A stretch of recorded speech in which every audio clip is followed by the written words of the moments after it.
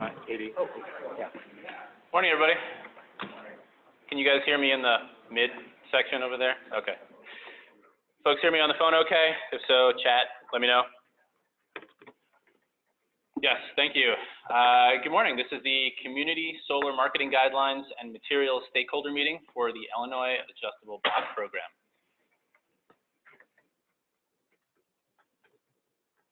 Here's our agenda for the next couple of hours. We'll start with an intro of presenters, talk about the meeting format and guidelines for folks on the webinar/phone as well as in person, talk about the stakeholder process and timeline so far, and then we'll devote, on the schedule at least, about 30 minutes per document that we're here to talk about this morning. The draft community solar brochure, marketing guidelines, and disclosure form. And then we'll sum up and wrap up. So, to start off, let me introduce... Make sure to mention the video. Oh, yes, and we are recording this. Oh, but people's videos are, some of them are turning on. Oh, if you were, for the folks on the webinar, if you have video turned on, please turn it off. Thank you. So intros first. My name is Alex Ryan. I'm with Incline, the program administrator for the Adjustable Block Program. And with me today, we have Anthony Starr, director of the Illinois Power Agency, Brian Granahan, chief legal counsel of the Illinois Power Agency, and Kevin Quilliam, also of Incline. So our format today, short presentation by topic or documents, followed by Q&A on that topic. For the folks on the webinar, there is a chat function in the webinar software. At the bottom of your screen, you should see a chat button. If you have not already clicked it, please do so, and a chat window will open up. You can type your questions in the bottom of that screen. For folks here in person in Chicago, we've got a microphone on that end of the screen of the room over there. Please, during the question and answer session, please feel free to come on down. Just let us know who you are and what company you're with. And I will read all online questions and repeat all in-person questions so that nobody misses anything. So the timeline of the process that we've seen so far, these three documents, the drafts of the Community Solar Brochure, Marketing Guidelines, and Disclosure Form, we released earlier this week on Monday. Today is Friday, November 30th, and we are in the middle of the comment period for these documents. That comment period closes on Monday, December 10th at 5 p.m. Central. Please email all your comments to our dedicated email address, which is comments@illinoisabp.com. Anyone and everyone is welcome to submit comments. So this stakeholder process covers community solar only. All the documents, all three of them, are built off of their distributed generation peer documents, but naturally adapted and supplemented to the specifics of community solar. So please limit your questions and comments today to these relevant topics and documents so we can stay on track. The program administrator is happy to address questions on any other issues. We have a dedicated email and a phone line. Our email is admin@illinoisabp.com, and our phone is 877-783-1820. I will note that all comments we receive on these documents will be made publicly available unless the commenter specifically requests confidential treatment and submits to us two separate versions of the document, one that's confidential and one a redacted version that we can post.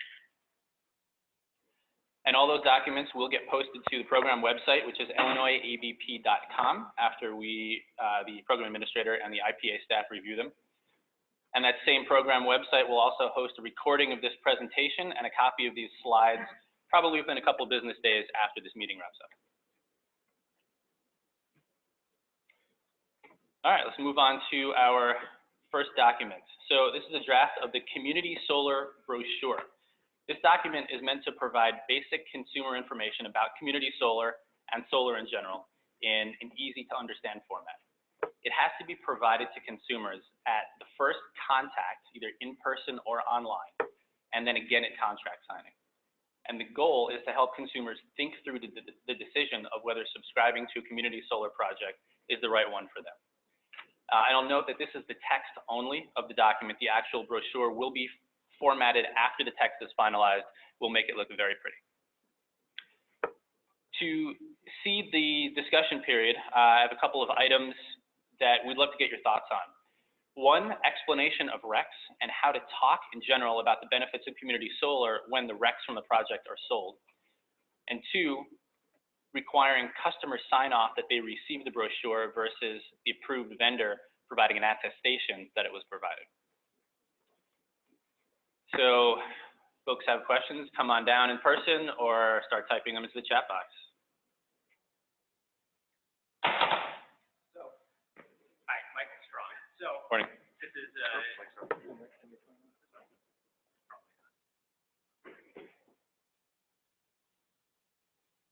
okay. So, the question, this is one of your discussion topics, but about, this comes up in the guidelines too, but about providing it as the first impression of the customer.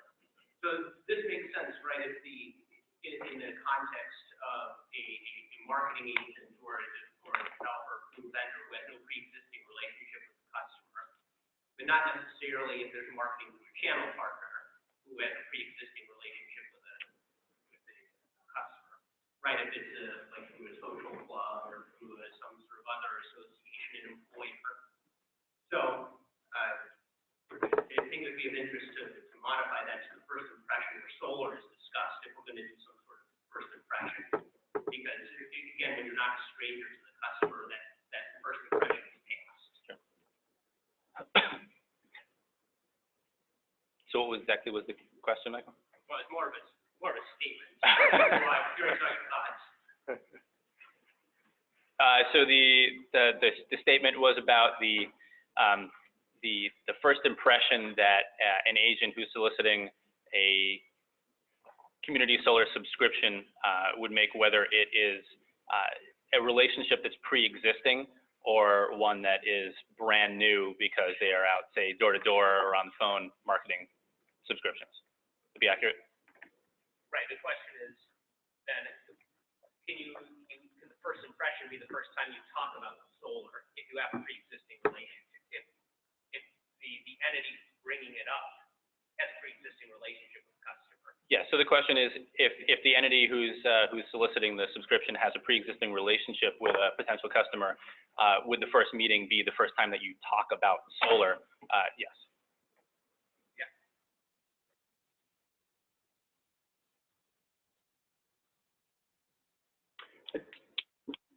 I don't know if this is helpful, but I assume that part of the concern is from community solar subscribers effectively, there'll be existing channels of the organizations and everyone's participating in mass at once, or there'll be an offer where there's 20 people who are part of an existing club or organization or something along those lines, kind of all signing up together.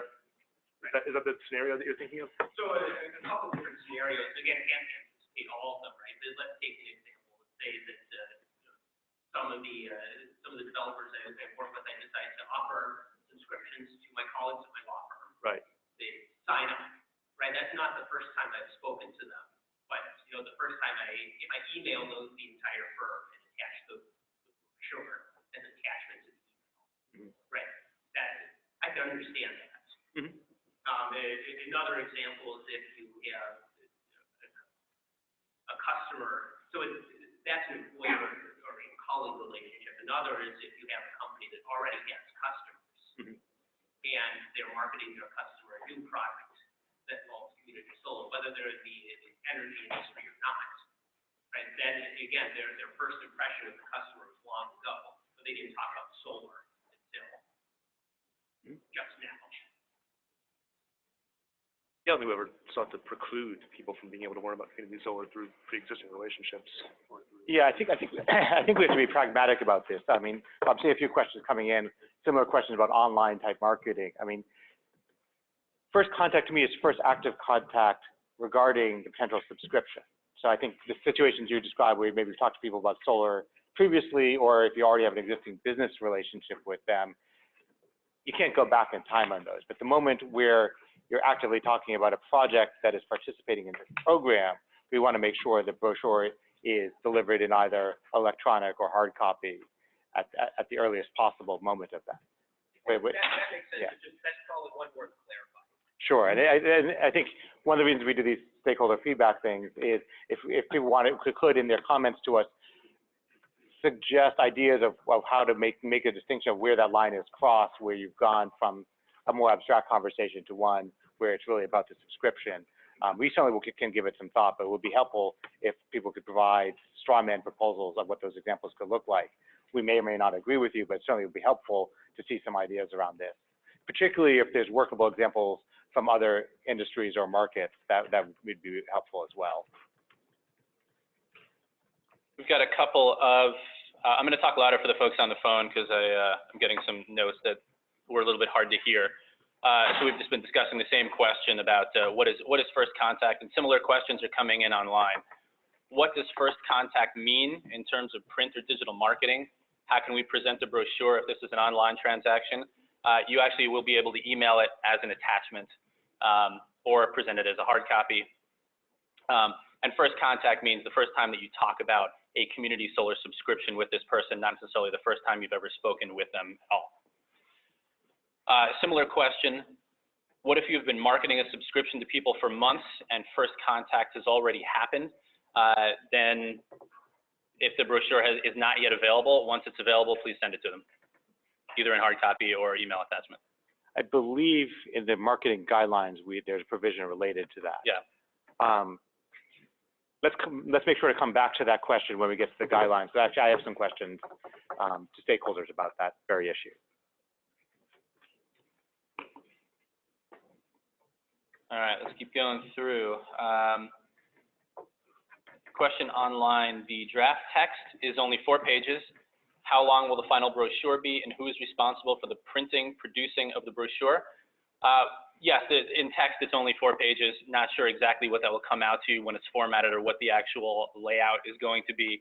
The Illinois Power Agency and the program administrator are the ones who will be working on the printing, producing of the brochure, formatting, and making sure that everyone can get a copy as well in hard copy or electronic.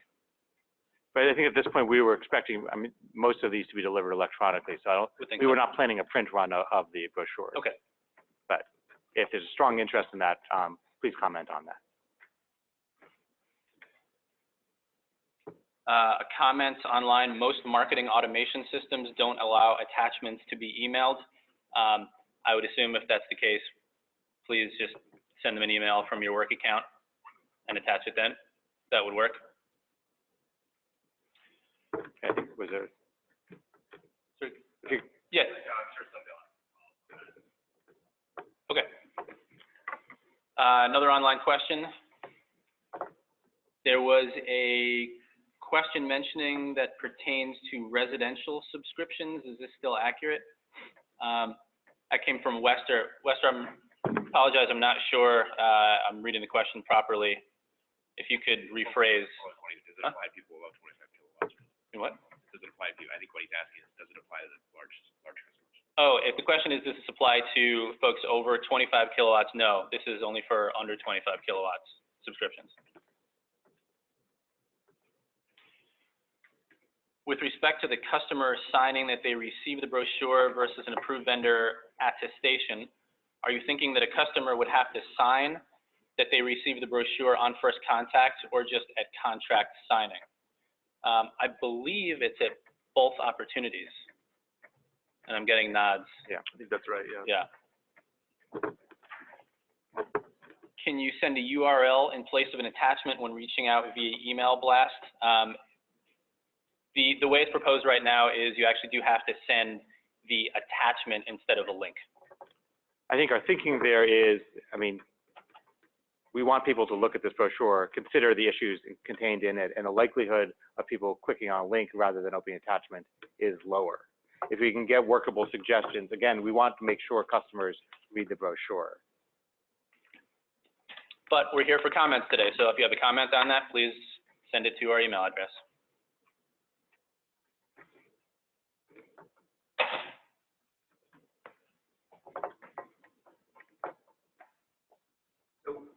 Can you identify yourself? Sorry, before you start, I have one comment online that someone said there's a video camera on. Hey, folks, all on the webinar, if you could turn off your video cameras or cover up your lenses, that would be great. Yeah, it's when you logged in, it should have defaulted just to have it off, but for some reason it doesn't always do that. Sorry, please. Sure. So the requirement that the customer sign the disclosure that they. Could you mention your name and what? Sure, Kevin Gordon, please. Are you saying that the consumer has to sign that they received the disclosure upon first contact?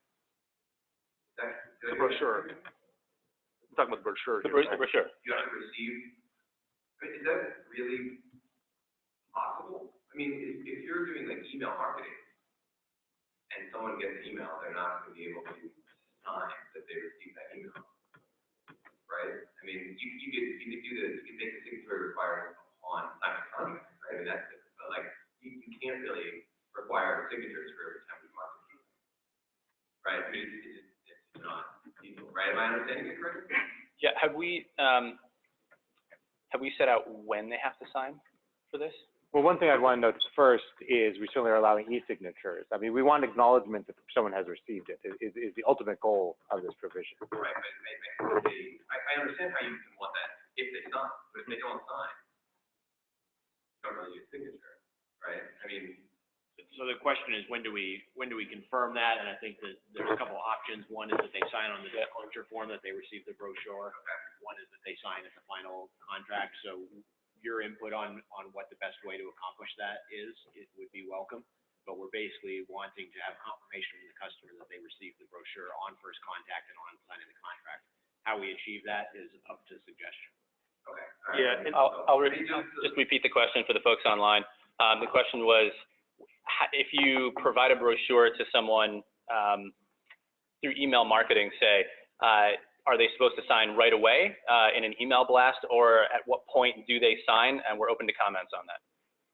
the plan itself, I believe, just references prior to the contract's execution, which then gives you that entire time period that could arguably be used to satisfy it. I think one of the reasons why you end up at the place where we're thinking about this at that first interaction and not at a later interaction is because the content of the brochure is more along the lines of informational about the program and what community solar is, whereas the content of the disclosure form is more about the underlying transaction. So the sequence of these things seems like one comes before the other, and that may be the genesis of why we're thinking of receipt and attestation that you've received it, and then later attestation as well. It doesn't necessarily mean that it's pragmatic, but that's at least the thought process. So any comments on that are certainly welcome. Just a general comment, I'm sure you've seen this in writing. If you were trying to get an asset, a customer who receives marketing, whether they're interested or not, to sign that they received it, that's pretty intrusive. And I don't know any other industry that requires that. And I'm not sure how you could require it. You know, please, customer, read this email and sign. That looks like a scheme to get an image of your signature. And even if customers were motivated, and let's say it goes to a sale, right? That customer goes to a sale, you're relying on them to save the email, print it, or because if you're sending a PDF, there's not necessarily a convenient e-sign copy. So you're relying on them to print it, scan it, and send it. Again, to that original email, as opposed to especially electronic, where there's the ability to confirm that there is an email and the email contains, here's what the email contains. That seems like a much more, if we're going to require that seems like a much more reasonable approach than saying the customer has to put a wet signature on it or sign and scan. Again, if you're sending a PDF, this is DocuSign. Right. So I'll repeat the question along the same lines of to request a customer, to email a customer out of the blue, cold email, and request them to sign that they've received a marketing document is fairly intrusive. Are there other ways of accomplishing that, or other points at which they could sign, other methods of signing, like an e-sign at some point? So we're open to comments on that. Yeah, I think as long as you understand, I mean, our general theme is we want to ensure that customers understand what they're committing to through both a brochure and a disclosure form, as well as whatever contract you sign with them. And so we want to ensure that, but we are certainly, again, we are open to more pragmatic ways to do this, but we don't want to get in a situation where we discover down the road, people have signed up for community solar, don't understand what the commitments that they have made. If in monitoring the program going on, we discover that's happening, then we have failed. So I understand people want to streamline processes, but remember, that's where we're coming from. And so as you think about possible approaches, think about that, that's ultimately what we're looking for. I have a suggestion, Oh, which sorry. is, Can you introduce yourself, please? My suggestion is to allow the, recipient to just reply, and that's the record right there.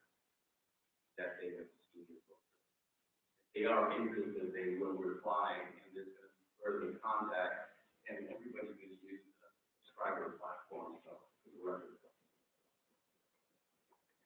The comment in person was, if you could request that the recipient of the email reply to it, that would be your record right there. I'm actually going to take a question or two from the webinar to mix things up a little bit. Here's one that says, wait, I know we're not supposed to ask questions about the behind the meter programs right now, but maybe I should stop right there.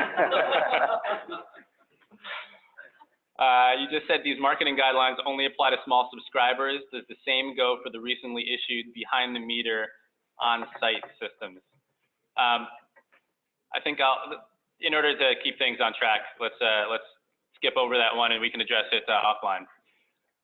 Next question. If we're doing off-taker acquisition outreach to hundreds of potential small off-take customers, it's not practical to send individual one-to-one emails. Can you please reconsider the link policy? Emails are also more likely to be caught in spam filters with attachments. So I have a question made to the audience and people online. How difficult is it to generate unique URLs? So I know the software we use for when the IPA sends out announcements, what looks like a link to our website, for example, in fact, they're unique for each email sent out so that you can track click-throughs. I mean, one possible approach that occurred to me is rather than having a generic URL, if emails are sent out with a trackable URL so that you can see whether or not the customer has in fact clicked on it, that could possibly be an interim solution. So that might be something to consider.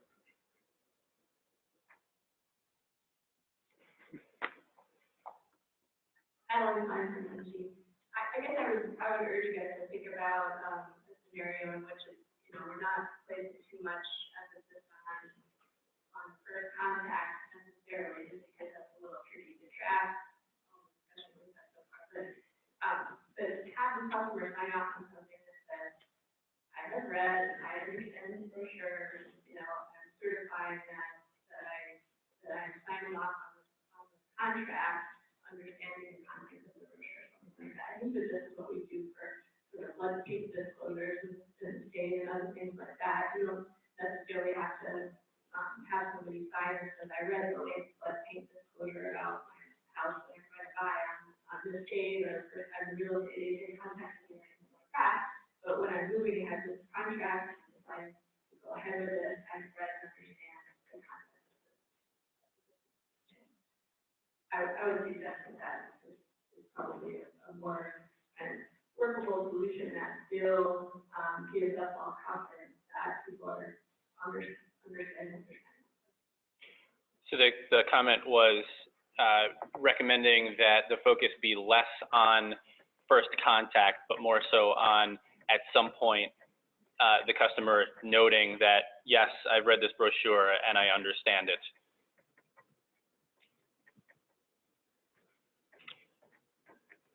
Okay, online question. Explanation for a rec definition. There's a great 2-minute video that is extremely popular in explaining. Is it possible to include the URL in this video? I believe that URL actually is in the brochure. Right, yeah, for whoever put that comment online, if you're look at the text of the brochure, because there is a URL. If you're thinking of a different video, please let us know what that one is, and we can take a look at it. But I believe the one we have on there is the one that's been used by a lot of folks on this. The one we have is from the Center for Resource Solutions. Right. That's the one that's Center for Resource Solutions one. So that Rex, if the one you're thinking of is coming as from the Center for Resource Solutions, and we've got it. If there is another one, please let us know. We'll take a look at it.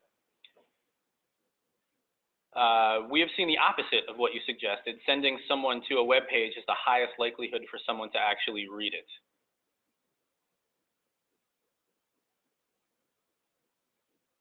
Especially on mobile.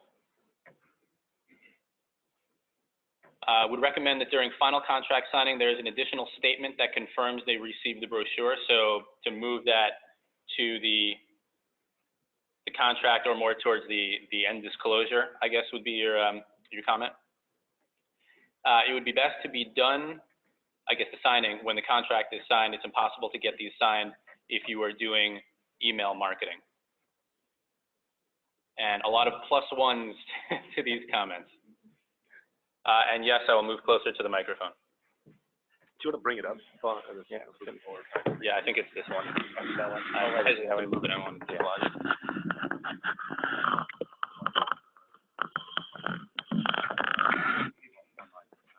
think that should be fine. Yeah, okay. All right, hopefully this is better. I'm right over the microphone. Please go ahead. Hi, I'm Jonathan Roberts. My question is on the last bullet point with requiring the customer sign off versus the approved vendor attestation that was provided. On the approved vendor application, there's an element where we supply the marketing material based on the conversation we're having this morning. I'm kind of envisioning that is the brochure, or would there be an element of supplying what we provided thus far on the approved vendor application on the ABP platform? So the question was, how does this brochure dovetail with the marketing materials that are requested during the approved vendor application process? So those marketing materials through the approved vendor application process are your individual marketing materials. And this is something that, in addition, would need to be provided to the customer. The distinction I make is the brochure is an educational piece versus a marketing.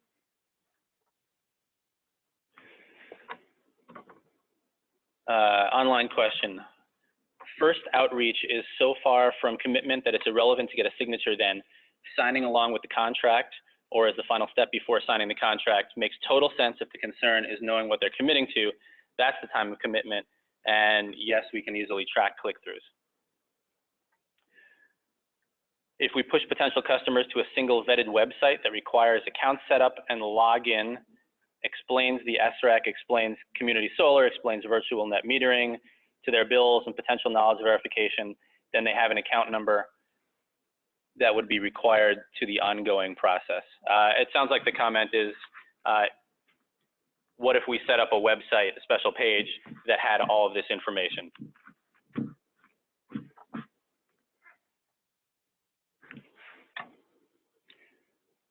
Regarding the decision to skip the behind the meter question, please explain how that answer will be provided. There are multiple people monitoring who are interested in that issue. If you can send us an email or give us a call, we can address it on the either our program administrator phone line or email. We could also potentially, if there's an ambiguity we need to clear up there, we could address it through posting an FAQ on the website. Sure, that's true. Anthony was just suggesting we can post an FAQ on the website too if there's for that particular question, if folks are really interested in that. From our experience, customers will be very opposed to signing anything on first contact. I understand the need to sign something to show they understand the program, and when you get to the signing of the agreement and entering the program, suggest the first contact you leave them with information but don't require a signature. I agree with that. We could have it part of the disclosure form. Okay, and a link to the video and some comments that it's good. All right, in-person question. I'm in here from Mount Lebanon, and we're over in Minnesota, and we get some consumer protection when we use it. But having walked through the meeting social program, where more and more documents have to be signed by the consumers, it actually frustrated them.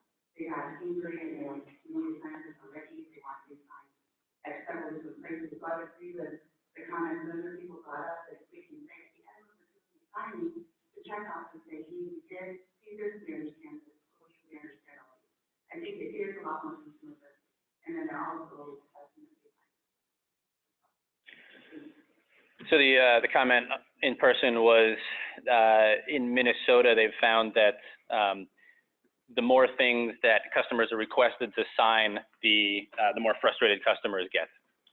The challenge, I think, that would be helpful for parties to address kind of goes back to that same response that Kevin commented earlier, is the sequence of events. ideally what we'd like is for the customer to be educated about the program and what they're entering into before they get into a point where they maybe negotiate a transaction and then are signing off on the disclosure form. And if we have all of these attestations occurring at once, there's a risk that essentially the customer, the terms are basically settled, the agreement is going to be entered into, and that's when the customer begins to learn about these types of things. And that's what we're trying to avoid. We're trying to provide for some sequence of events where a customer decision is made after the customer has a certain basic understanding of the program. It could be that we're just simply not going to be able to control this in the way that we'd like, or that things like attestations are simply not the right mechanism to control it. But I think that there's challenges associated with the model where at the end of the transaction, there's a set of attestations that occur about things that were to have occurred earlier on. And the question I think that we'd like some feedback on is how best to manage that. So if the folks on the webinar did not hear that, Brian was commenting that the thought process behind this is that we would like folks to be educated about community solar and solar prior to signing the contract. So there's sort of an escalation of knowledge and education. So by the time they get the contract signing, they're fully aware of what it is they're getting into.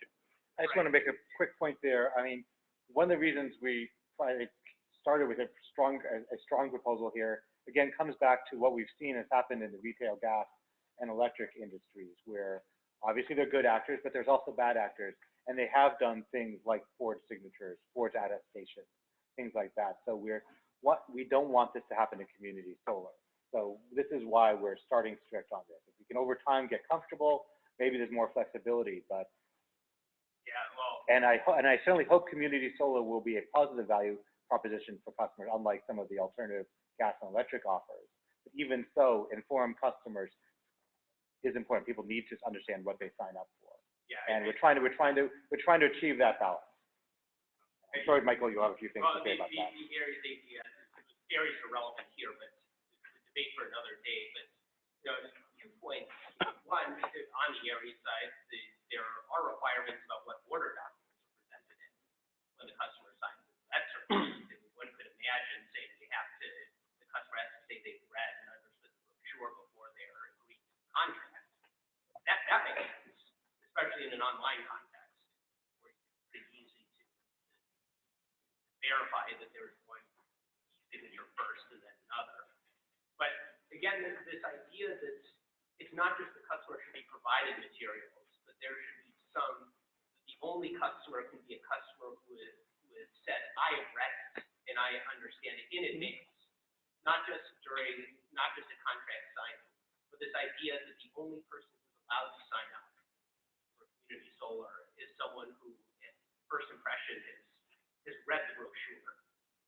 I'm not sure that's the path.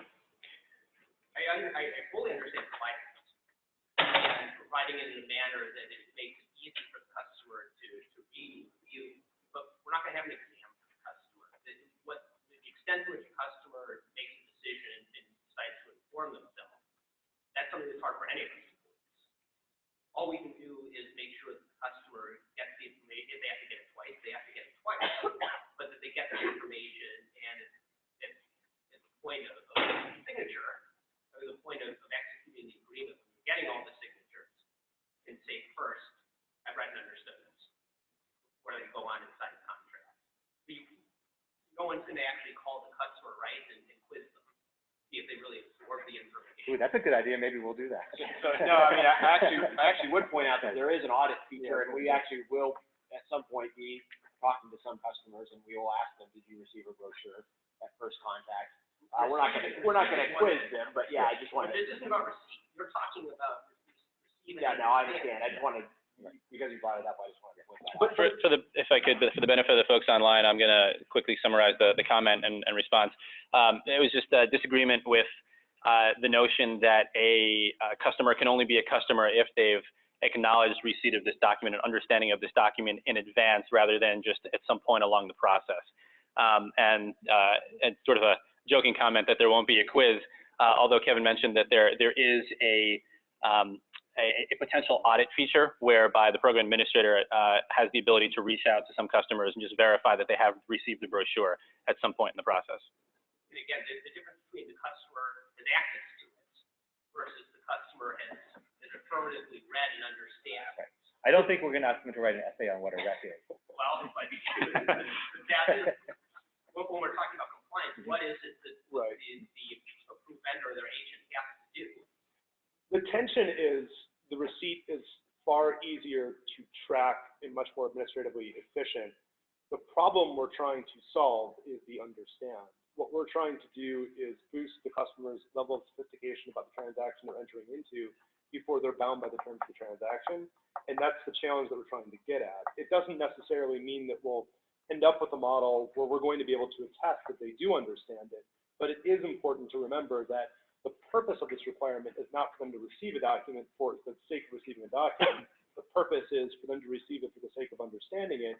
And then at the time they enter into the transaction, they have at least a little bit better understanding of what the nature of that commitment is. I think we've seen, again, in the retail electric supply case, that customers were armed with certain information up front. There's a whole host of contracts that would not have been entered into by those customers.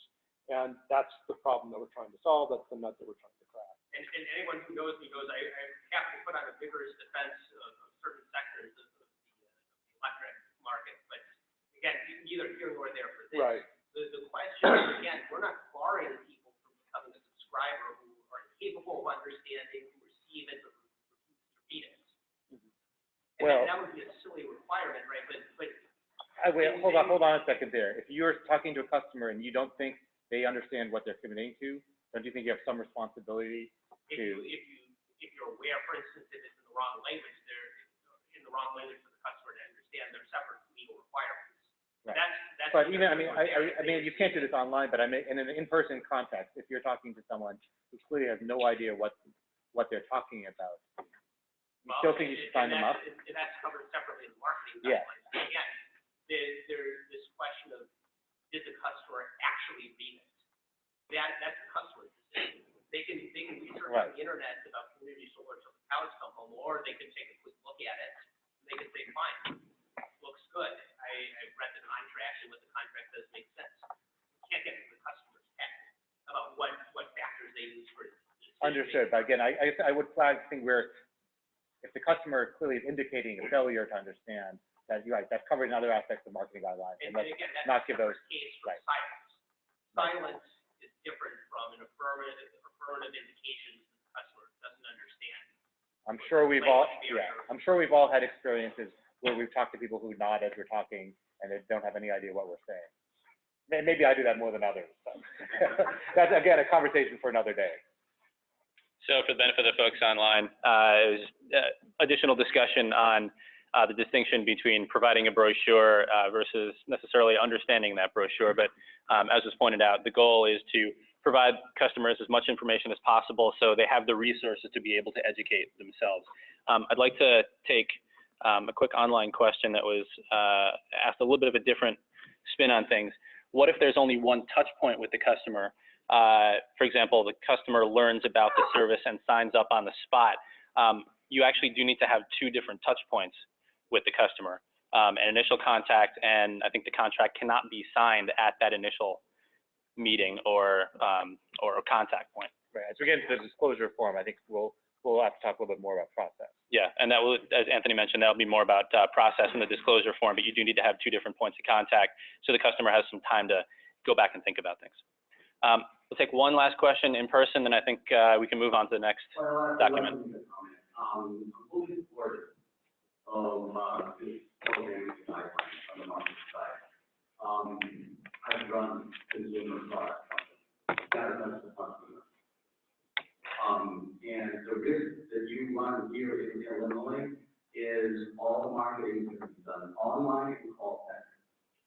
And all of them is inundated with these energy saving products. How many actually open and use? I don't. Got to invest in marketing to the customer. And so I'm looking forward, because that's part of the marketing. They have to know what the product is. So the comment was support of providing this information to the customer and for the customer to sign off, because customer education of the product is a big part of the marketing process. All right, thank you everybody for those comments. We're going to move on to the next. Anyone want? Yeah, is it quick? Yeah, so I guess let's say, the notion of having 2 points of contact to make a sale, I can walk into a Ferrari dealership and buy a car, maybe, right? What are they paying you? As state employees, we cannot. Some products require the waiting, well, one product requires the waiting period. For the folks online, Kevin's about to go purchase a Ferrari. Right, so, but I mean, like, again, outside of the firearm, there's no waiting period to buy the product. Right. So I think that's obviously a huge Pulling off the barrier, right? And so. There are some folks who hope you're going to go Tesla instead. Available. I mean, again, I just think there's a lot of logistical problems with that, right? I mean, what's the point of contact? When you talk about something and I walk 5 feet away and I come back and that's the point of contact. Just try to think through the logistics of how marketing would work. If somebody doesn't know. Again, like, you can buy a car. My pushback there is look at what's happened in some cases in the gas and electric industries with single points of contact. No, I understand. And the second point of contact could have solved some, not all, of those problems. True. I mean, we got to think through the logistics. Again, I appreciate your COVID. Guys try to think through it's not problematic, and then ultimately we don't end up meeting the goals in the other part of the RPX about small customers. The other dimension to it too is that a lot of consumer goods customers have reference points that are fairly easy for them to understand what they're buying. Community solar subscriptions have never been, to the best of my knowledge, sold in the market in Illinois before. Right. This is entirely new. There are things that look like them in the form of retail supply offers, green energy offers that have been in the marketplace for a while. Everyone gets a utility bill and they receive supply from somewhere. But this being a new thing that a customer is entering into a purchase for, I think we have to assume perhaps a different level of what's a knowledge on behalf of the customer, what's being marketed to them, than we would in the case of an automobile or some sort of consumer product. It's not necessarily independently enough justification to say we should do contact. It's one of the things that I think does feed into it. So for the benefit of the folks online, the comment was advocating that we think through the process of marketing to someone. Is 2 points of contact necessarily the right thing to mandate? For instance, you could walk into a Tesla dealership and purchase a Tesla on first contact. In response, this is a different kind of product that folks may not be used to, and the goal is to avoid some of the missteps that have happened through some area subscriptions in the past. I'd like to wrap up this discussion. Thank you for those comments, and please submit them online to the dedicated email address, and we're going to move on to our next document. Draft of the Community Solar Marketing Guidelines. So this document, as the title indicates, provides guidelines for marketing of community solar projects. The goal is to codify sufficient consumer protections for potential subscribers. This applies to approved vendors, employees, agents, contractors, affiliates, in short, anyone who has a hand in the customer-facing aspect of the solicitation or marketing of community solar subscriptions. Covers all kinds of marketing materials, including printed and electronic. It also covers the conduct of actors when soliciting subscriptions, including phone and in person. We tried to make this document as comprehensive as possible, but questions always pop up, so when in doubt, just ask us. Again, our email is admin@illinoisabp.com, and our phone is 877-783-1820. A few points of discussion to get the Q&A period kicked off. Requirement to record and store telemarketing solicitations. How do folks feel about that? 2, requirement that all agents must engage in approved vendor training before being eligible to solicit subscriptions. 3, subscribers cannot be required to sign up with a specific ARIES as part of their community solar subscription. And 4, any marketing that has taken place prior to the release and finalization of this document must be brought into compliance. I'm not sure bullet point 3 is what the guidelines say. There is a caveat. Yeah, it's a significant caveat. You want to speak to that, Ben, or? Which combined with the caveat. I'll clarify the caveat. Yeah, so there's the in-person comment was, there's a caveat in the draft of this document that for bullet point 3, the subscribers cannot be required to sign up with a specific Aries as part of a community solar subscription unless if they decide to choose service from a company other than the Aries, that they are then able to cancel their community solar subscription as well.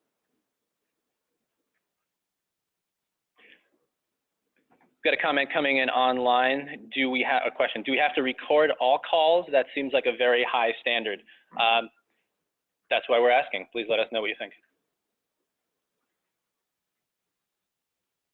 And again, I'll note that the goal here is to make sure that folks are educated and that the process of soliciting and marketing these subscriptions is done in a really above board way. And there are a lot of above board actors out there.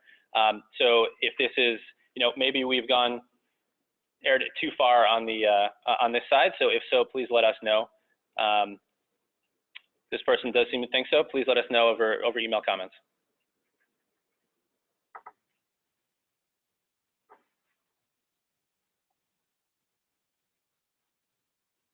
Question online.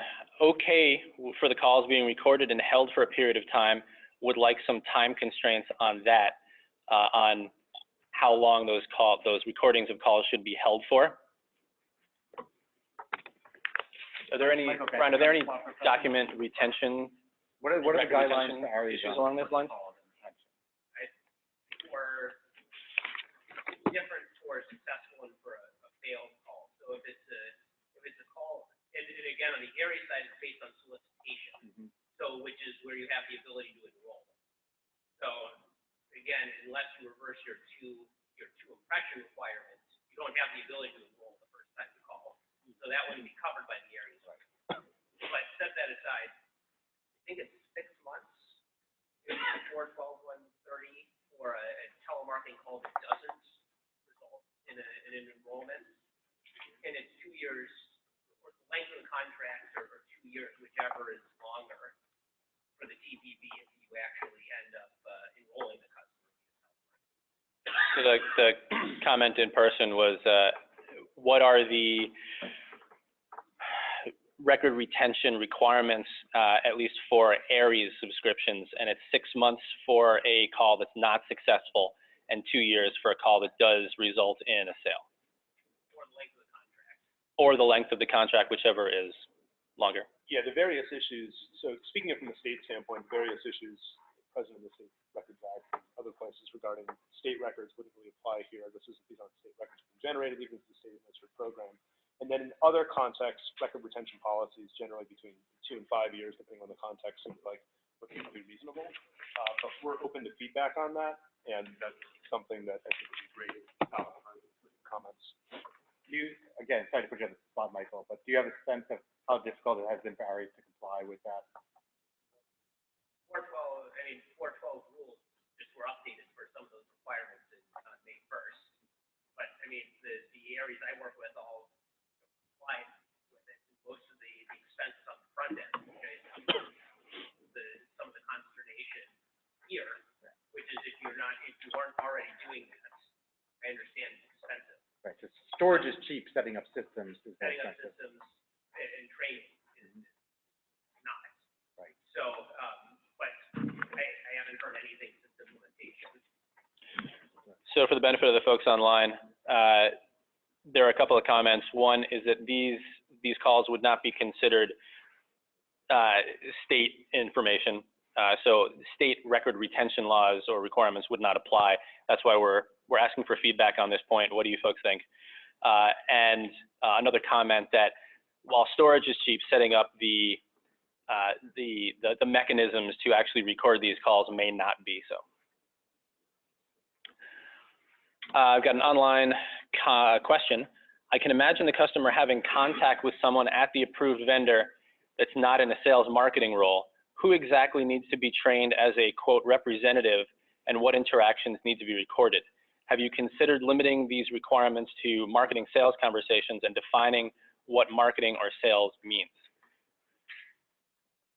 So the thought process behind this is to, I imagine this is around a first contact, a lot of outgoing or outbound sales calls, not necessarily on the, second or third time someone's calling in if they have a procedural question, talking to someone who's not in a marketing or sales role. Any folks with me today have any comments? Yeah, I mean, I seem to recall versions of this coming up. I can't remember whether it was in our first comments or some of the ARIES rules. If you have someone in your accounting department who talks to their neighbor, that's not, I don't think that's the intent of what we're talking about. I think we're talking about the sort of active role of the sales and marketing part of your company. Now, my concern there is I don't want to see people game that. There's certainly probably a dozen ways to do. So the comment from Anthony was that we've gotten some questions on this along the lines of if my neighbor is in the marketing department of an approved vendor, Or the accounting department. or the accounting department, that call can't be recorded or that conversation can't be recorded. Absolutely. It's trying to keep a lot of cold outbound calls above board, and we would not want to make sure that folks don't try to game the situation. I think what's helpful also in written comments is anytime you can bring out different factual scenarios, a lot of times we start with broad principles, broad rules, and then we're trying to figure out what sort of caveats need to be introduced in them, what sort of exceptions should be made from that broad standard. And a lot of times if there's a kind of a factual narrative as part of the comments, it gives you a much better understanding of what sorts of things shouldn't be covered by those requirements. So just think that through as you're putting together any written comments on this as well. And then maybe some distinctions between inbound and outbound calls that could clarify that. So Brian and Anthony were commenting that there could be a distinction between inbound and outbound calls with respect to recording, and we had proposed this sort of broad comment or broad proposition, but in your comments, if you can provide some context and examples of, well, what if this situation takes place, that will help us to narrow things down and provide a requirement or guideline that is realistic and achievable.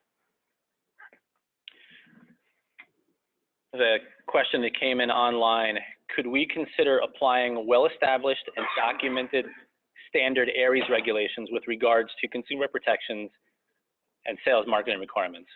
I think that's what we're trying to avoid, right? That's a starting point. But I think a point that Michael has made is some of those only took effect in May. So I'm not sure if we can yet call them well-established.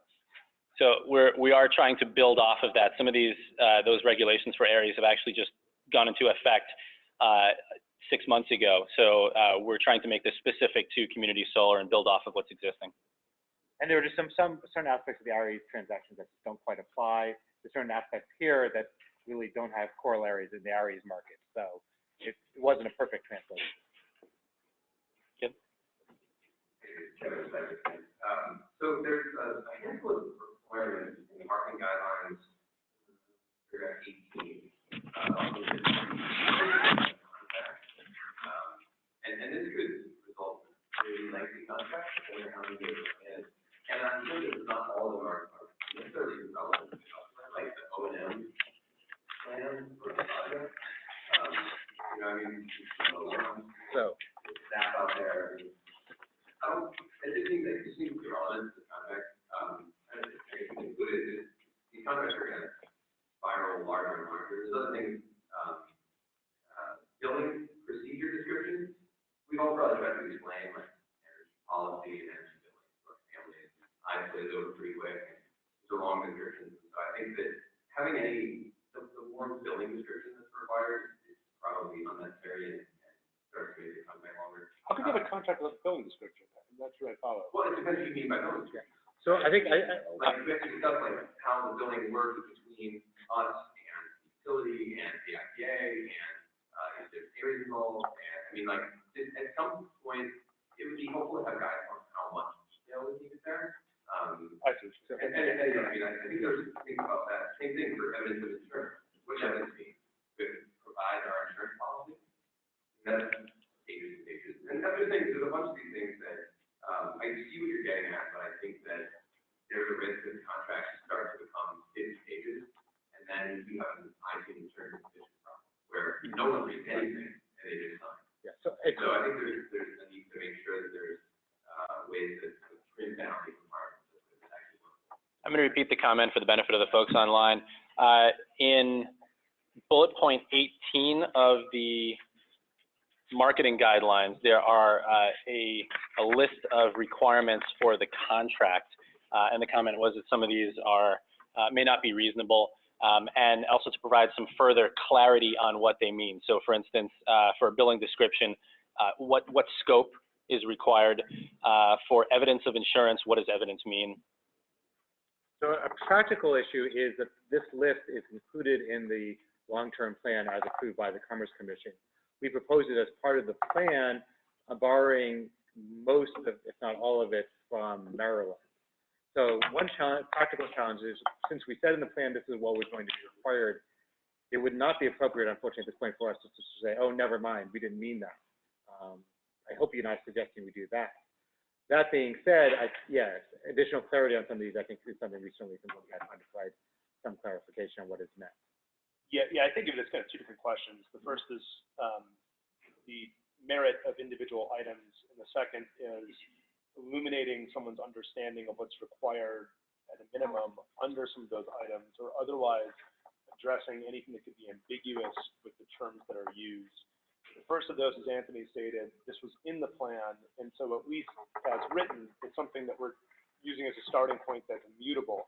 The second of those, so for instance, billing procedure description, the notion that this would concern the relationship between the community solar project and utility wasn't necessarily something that at least jumped to my mind when you mentioned the billing procedure. I was thinking of it as the community solar project developer, how they would be billing, their process for billing the underlying subscriber. So something like that, understanding they could be read in multiple ways, I do think those are things that providing clarification on them is something that we can look at, and it does make sense. Probably allow for external links or reference for things like evidence of insurance. Sure. Oh, yeah, absolutely, yeah. Yeah, here, that's certainly reasonable. And if you can, just to help us out, if you can provide very specific items, which item that you think needs more specificity, and your suggestion on what that specificity would be, what the idea would look like, knowing what we're trying to accomplish, that'd be helpful for us as we try and implement comments into the final product. And while I understand there's a lot of items here, I do think at least 3/4 of these, it's very difficult to see how you'd have a contract that didn't have some of these elements associated with them. They seem like minimum things that you'd want to include and address in any agreement. So I don't know that there's too much beyond that where you're putting things into the contract that would otherwise be addressed in another document if they're creating some sort of obligation on behalf of the subscriber or on behalf of the project developer. So for the benefit of the folks online, the discussion in person has been around this list of items started from a standard that's in place in Maryland, and we've tried to take the best parts of that. Please provide us comments on specifics of any of these points that you think require clarity, so that we know exactly where we need to be more specific. And some of these we see are essential parts of a contract, but some of them perhaps not. So please let us know what you think, and the more specific you are, the better.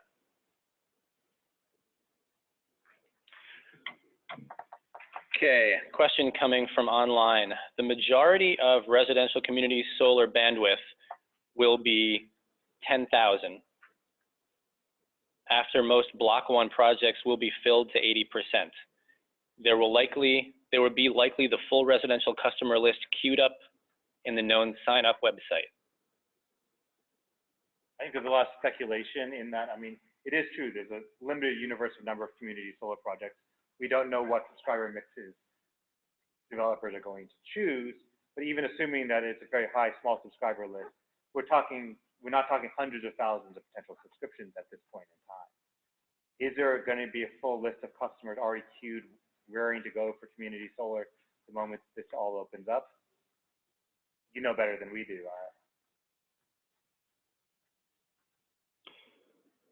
Another question coming from online. Have you looked at New York for the disclosure form that they require? Those forms tend to be a good guide for what we should be required to tell a customer. Yeah, we did. I mean, why am I forgetting that? Clean Energy States Alliance? Yeah. Who helped us with some of the stuff, recently published a guide that included disclosures from other states. I believe New York was White paper. a white paper. I believe New York was one of the ones that they had looked at. So we have looked at it. So the answer is yes, we have looked at it.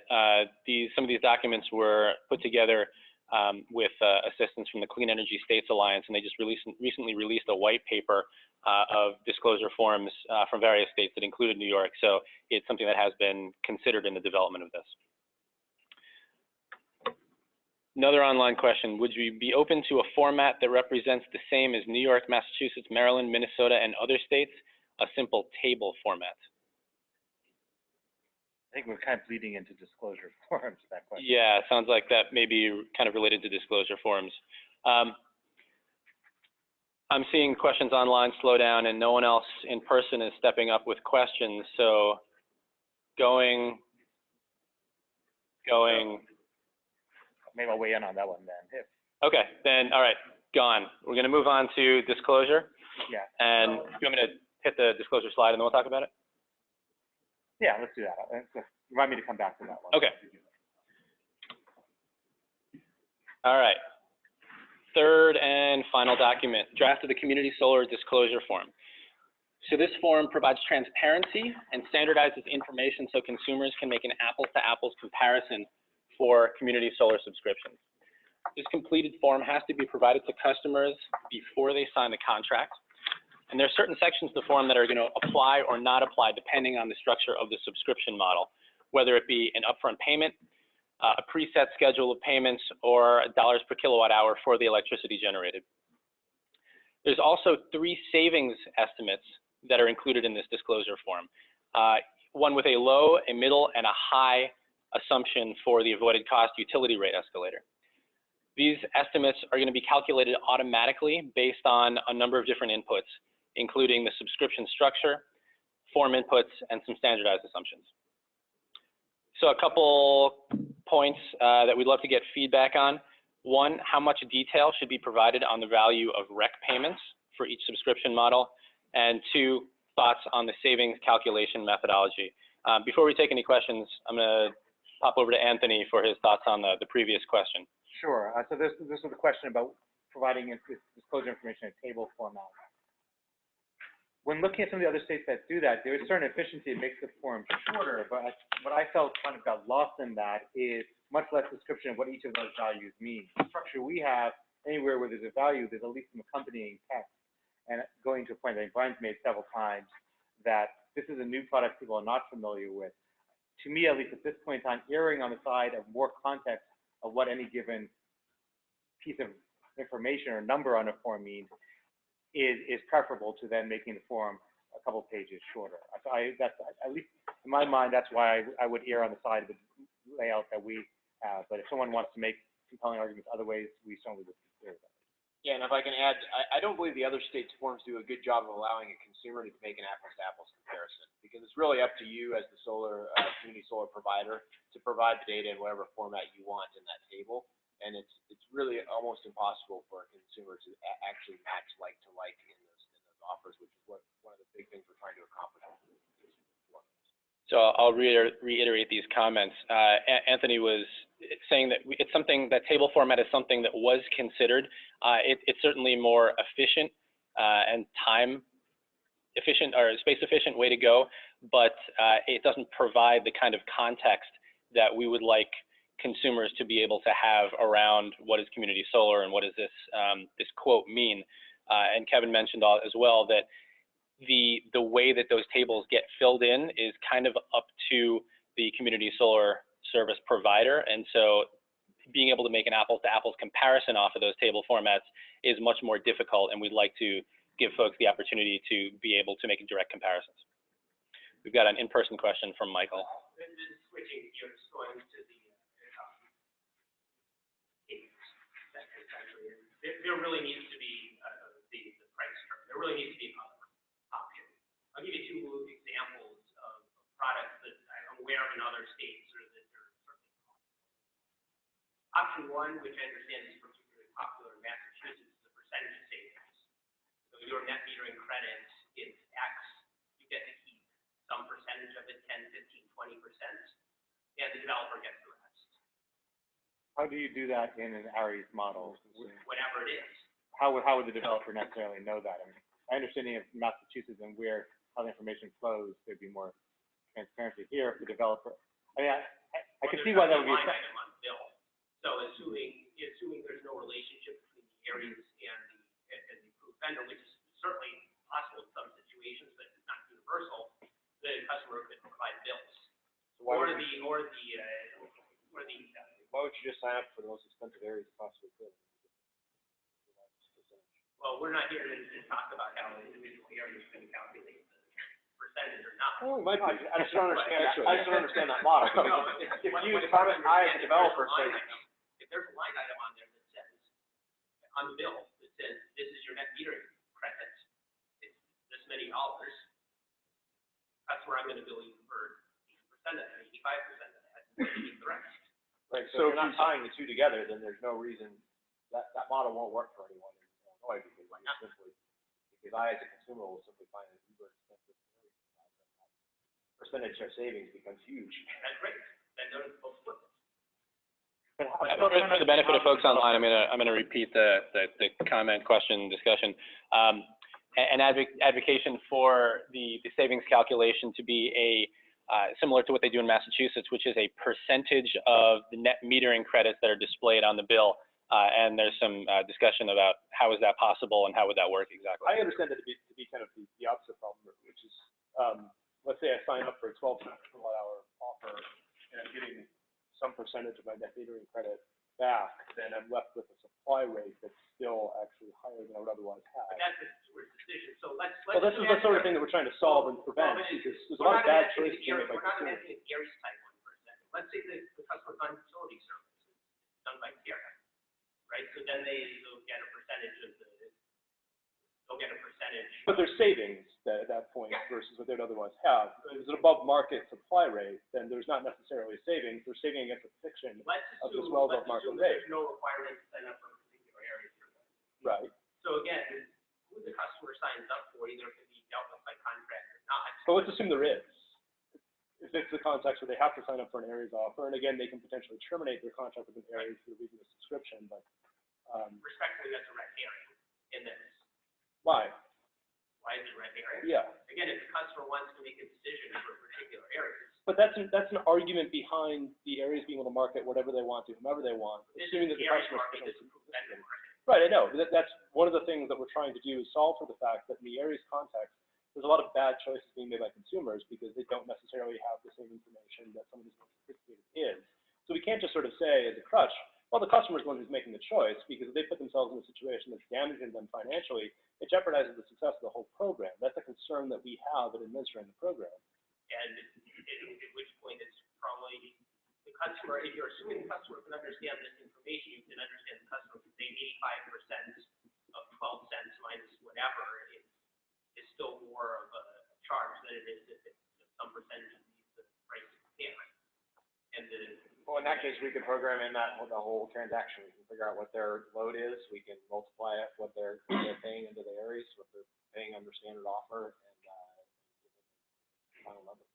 I think there's also a practical aspect of this in terms of what information is the community solar developer getting back from customers. In your model, it sounds like they will have, I mean, again, if you switch Aries, how would I'm not sure that the developer would automatically know that. well, that's up to between the developer and the customer to figure out an arrangement where it works, right? But again, that's a defensible model, as is if Well, but it comes to marketing issues. So let's say you're on the 12-cent Aries, you sign up for the 20% savings, you realize you're on a bad deal, you switch to a lower price Aries for your supply, your savings percentage is going to go down.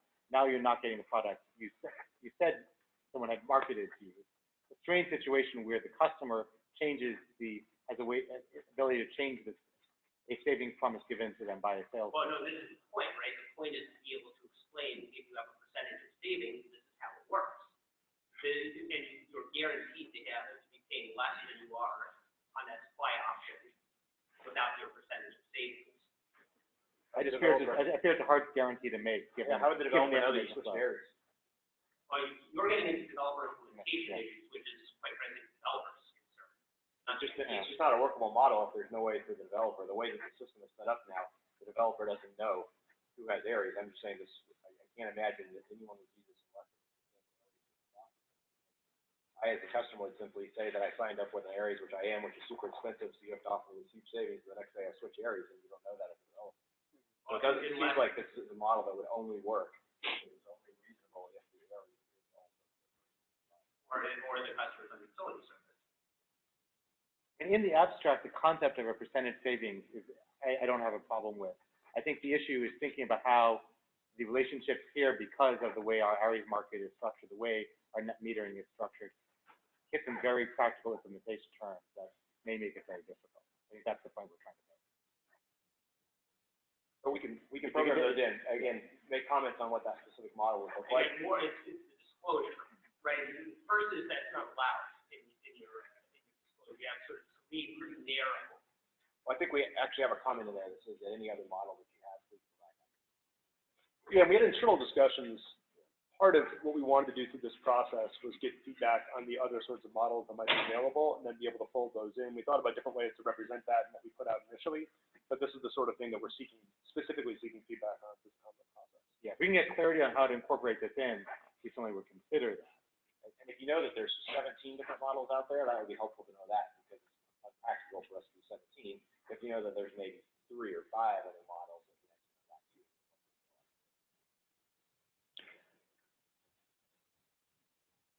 So I'll sum up quite briefly. In concept, a savings methodology that's a percentage of net metering credits is something that we're fine with in principle, but exactly how to calculate that and the mechanics of that may be difficult because of the specifics to Illinois. I'm going to take some online questions. Let's see.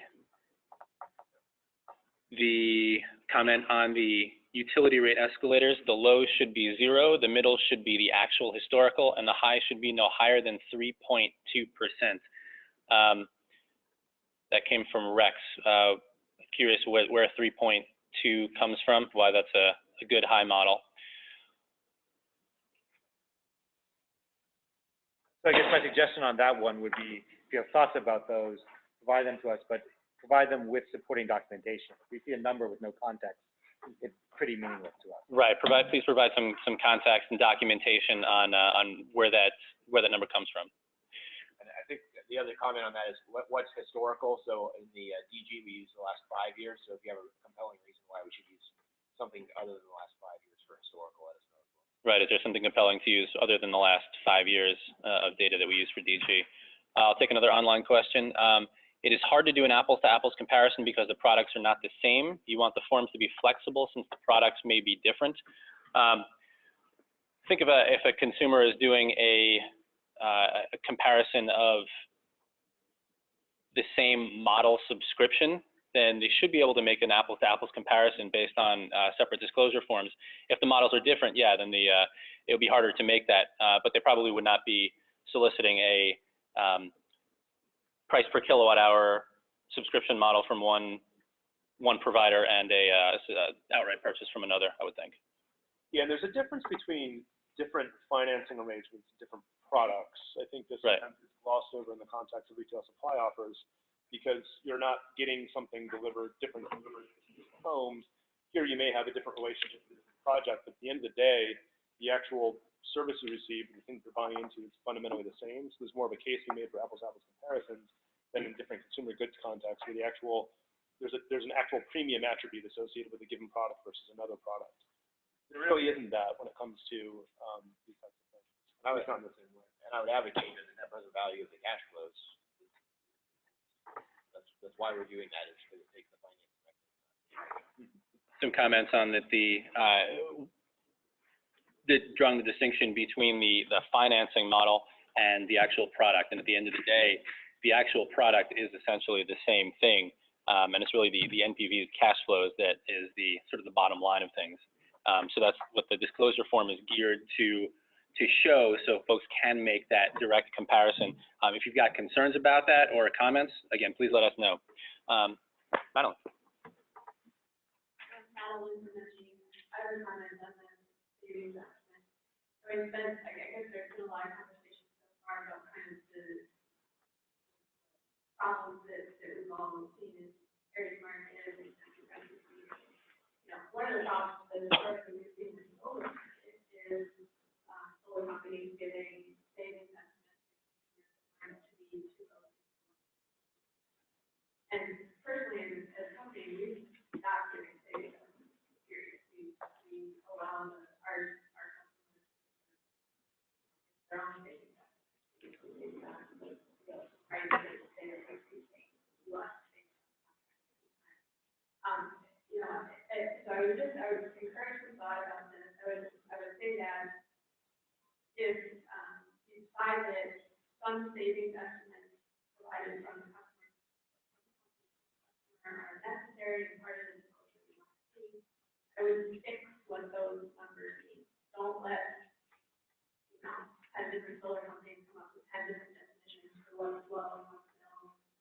I make that very, very clear and apples to apples, so that we're all performing the same calculation, and there's no possibility for interpretation of what's low and what's high and what's no. The truth of it is that none of us know where electricity prices are going over, 20-year contracts, or whatever. Some of these are going to be long-term contracts. Let's make this at least, if we're going to be providing estimates, like, let's make it clear to say it's 40 numbers. So I'll repeat the question, more of a comment actually, that recommending that we fix the low, middle, and high utility rate escalators, which we definitely do have an intent to do. And some companies have actually stopped providing savings estimates and just letting the customer calculate their own savings estimate.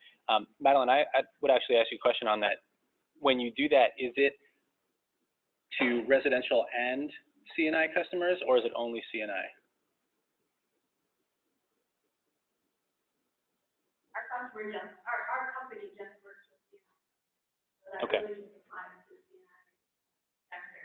However, I would say that the companies that have gotten in trouble for doing this have been interacting with the residential.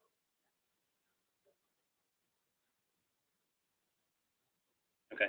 Just to give you some insight into the thought process behind this too, because I think it kind of matches with some of the concerns you've identified.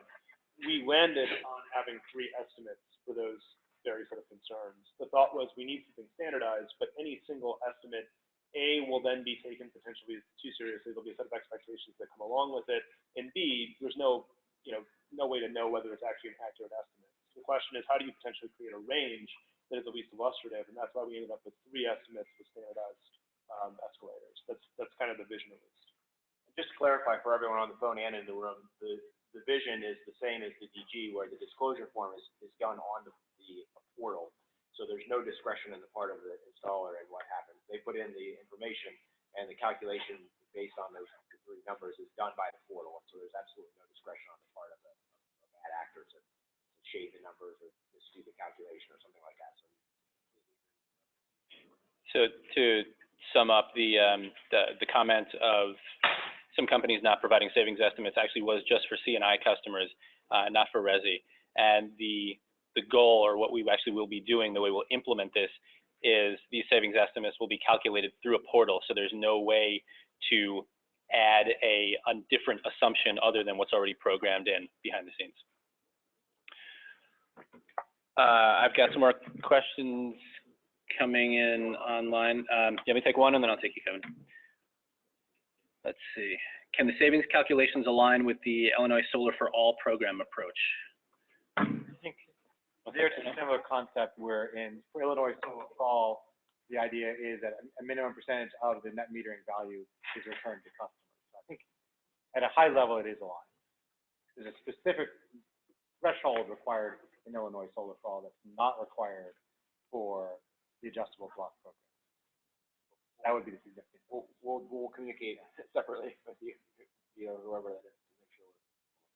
There are some similarities, is the answer to that. Sure. So this is Kevin Tigers again. So I guess my kind of a general concern, but it's actually that it's just an incredibly long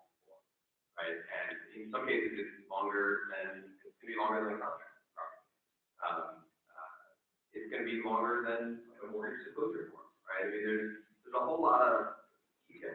And then, so you're gonna have, the practical challenge that you're gonna have is you're just gonna get, you know, 8-10 page contract, 8-10 page disclosure form, brochure, variety of other marketing materials. So you have like 30 pages of document.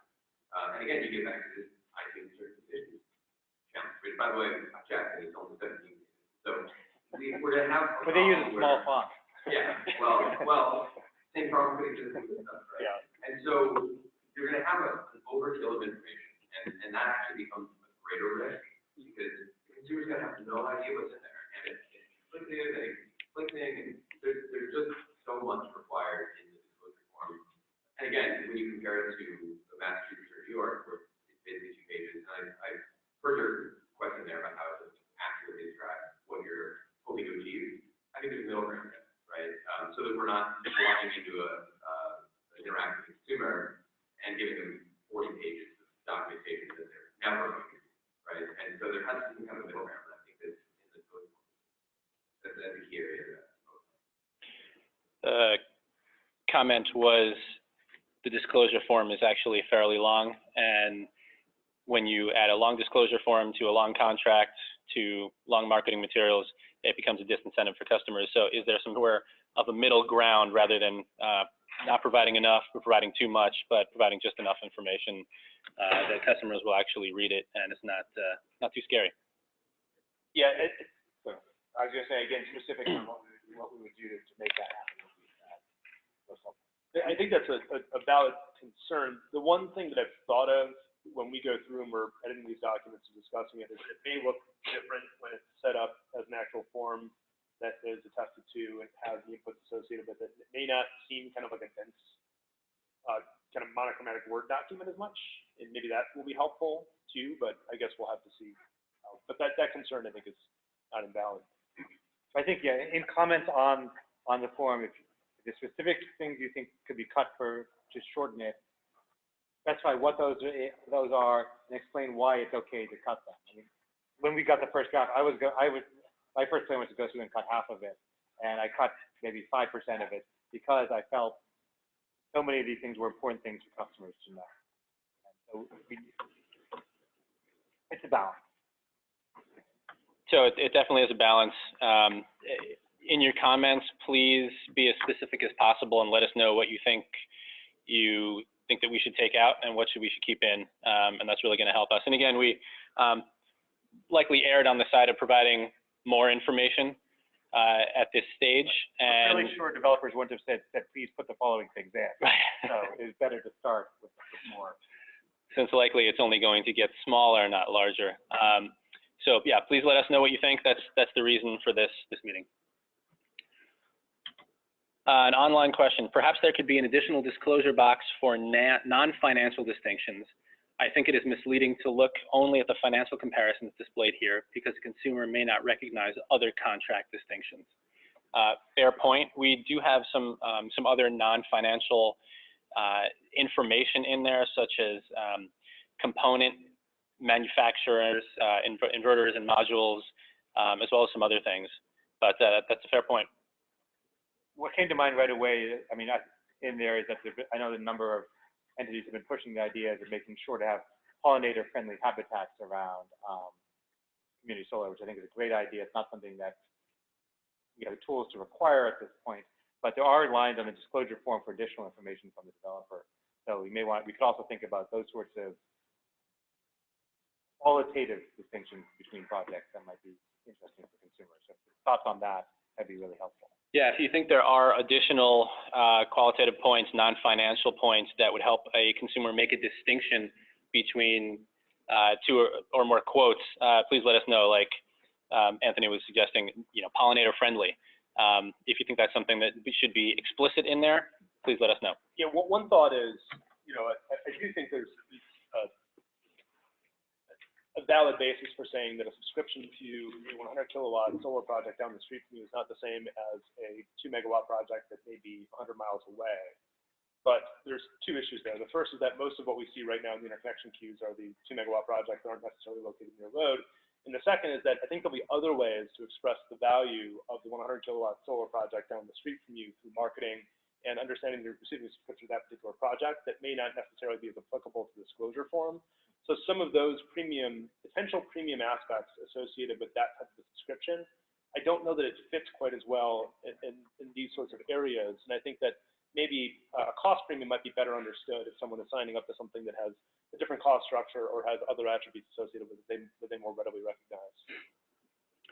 Brian was noting that the non-financial distinctions between projects may not be as relevant or as understood, whereas the financial bottom line is what people are probably going to make their decision based on in large part. But it's fair that that information could be included. I think a corollary is, I think the ARIES community has been getting better in my mind, and not necessarily maybe good enough when you see green offers, and some of this comes from the new rules, more description of where the recs that support green offers come from. I think is the sort of thing that I think we're seeing progress on there, but if those sorts of, that's ultimately from a customer, are they going to care that the recs come from a wind farm in Illinois versus somewhere else? Maybe, maybe not. Those are the sorts of things that probably may manifest themselves, I think as Brian said, a little bit more in the marketing material. The extent to which some of those should become disclosure items, we're interested in feedback. Anthony was commenting that some of these non-financial distinctions may be things that will become evident in the marketing materials versus something that should be in the disclosure form. So let us know what you think. Another question coming from the webinar. The SREC value per model should be full disclosure since all customers are paying for the entire pie. All increments to be disclosed down to the approved vendor percentage pull from pie. So one vote for full disclosure. Question, how will providers get access to billing information? What is the utility required to provide to us? I don't think we're in the best position to answer that question. That would be to contact the utility. Yeah, that's probably a question best for your utility. I think I know the answer. And electricity provider. I don't want to speak off the top of my head and say something incorrect. We've had conversations with them about that to get kind of a basic understanding of it, but it's not necessarily going to be piece of information. Generally, it's a community solar that meter is sharing the Android.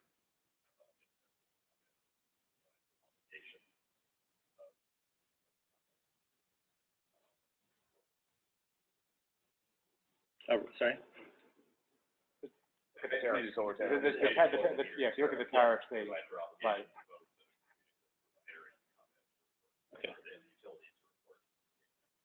Okay, so there is a requirement for utilities to provide or report the net metering tariffs for community solar projects.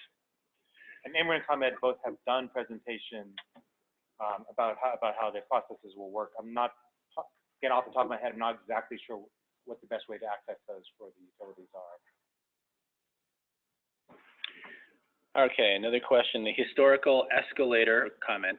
Historical escalators should be minimum 15 years to match the SREC period. Allowing lower will only cause greater debate on 5 or less years being, quote, cherry picking. 4% savings are somewhat astronomically higher than, say, 3 to 3.2%.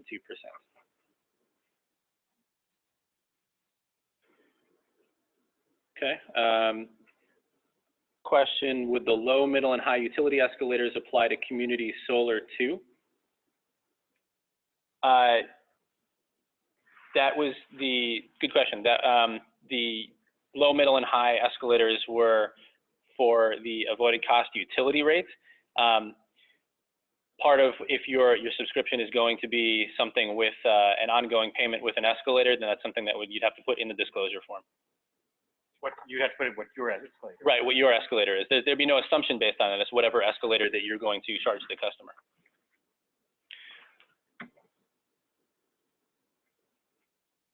Let's see.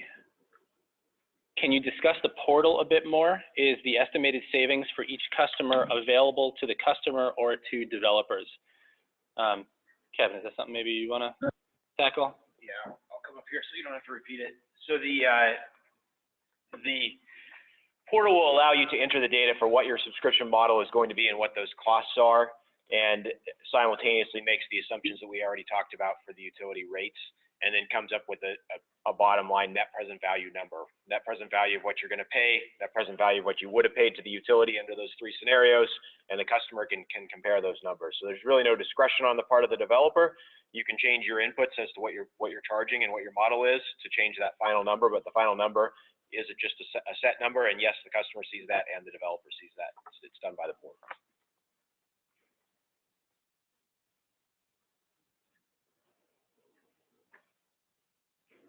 Alan mentioned, just a quick comment on the portal. Portals, most of the time, make things a lot easier, so everybody knows information. Occasionally, portals make things incredibly frustrating because, you know, it's not quite right, or you want to enter this information, you want to. So it's possible to put out a draft version of the portal and allow for comments on that before you finalize it. I don't think that's something that would have to take a long time, just sort of post the data, allow for comments, and then just make sure you have it all kind of acting correctly before it's finalized. Yeah, just to summarize, the comment was it would be helpful to be able to do a beta test of the portal because oftentimes it's difficult to use a portal because the data isn't in the right format. So that's especially a concern for us here because of the different models that we don't know about that you guys are going to bring up to us. I think we might do a hybrid of that, which is that we'll release the portal with the model that we know, with the idea that we will rapidly incorporate any comments from those using the portal. So to the extent that the portal is released and you say, well, this doesn't work because we use model X and you're not reflecting that, we would rapidly incorporate that into the portal, and that the portal would be a constantly growing list of options. As new developers came up with new business models, that option would be presented to you. And again, the customer is only seeing the final result, and you as the developer are just selecting what your model is, and then you're only entering the data for that. So the portal growing doesn't mean that there's any more data entry required or that the form gets any longer. It just means there's more flexibility on what you enter as your model. But it is a concern to us, and at the point that, as I mentioned, it gets to 17 different models and it gets really unwieldy, we might reevaluate some of the questions that we're asking because of that. So these are all good points.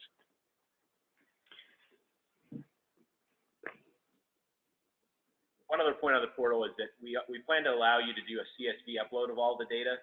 It'll launch with that.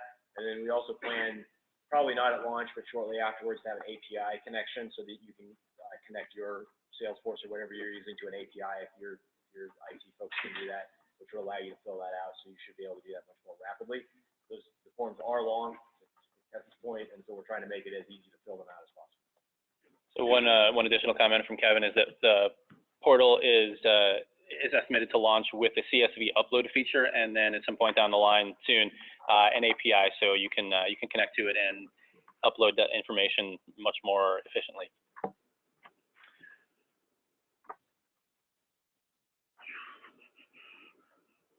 A couple of comments here. Much of the disclosure form should be covered in the marketing material and subscription agreement as it reads currently, and this person agrees with the long length of the disclosure. This seems like a mirror subscription agreement. Suggests to focus the disclosure on program risks, what developers, operators should be disclosing, and proof of understanding of the program, less about the project specifics, financials, and developer and operator details. Another comment, we would recommend against discussing SRECs and community solar programs. This is going to be very confusing to customers. Our experience is that they are interested in understanding savings and how they bill the bill. SRECs are not relevant. The challenge, of course, there is because the SRECs are being sold to the utilities, that especially in the commercial context does impact what statements can be made about your subscription. I think that's what makes this a vexing issue and why we flag it. And a related comment, if we disregard SRECs, we will put ourselves into the Aries marketing population, and this is the reason the community solar exists. This is the white elephant in the room.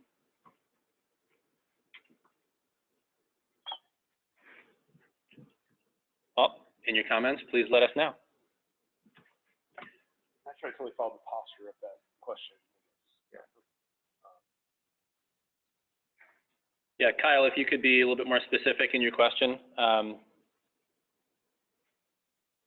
I can come back to that one. I mean, I know in this context, and also in the context of developing the DG forms and thinking about what to say about the presence of a rec contract and the notion of a rec sale, there's something fundamental that's hard to get away from, that there's this intangible attribute associated with the system generation is being sold to someone else for purposes of a payment under a separate contract. And it's difficult to not have some sort of disclosure to that effect, and then to try to explain the context behind it.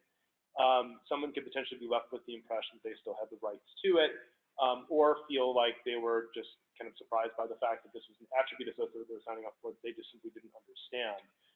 On the other hand, it is a little bit more technically complex and does lead us down a road where customers may have more questions than there are good answers for about what recs are and how this operates, and may find themselves suspicious of this whole process for reasons that aren't necessarily valid, given that this is how a lot of state renewable incentive programs work.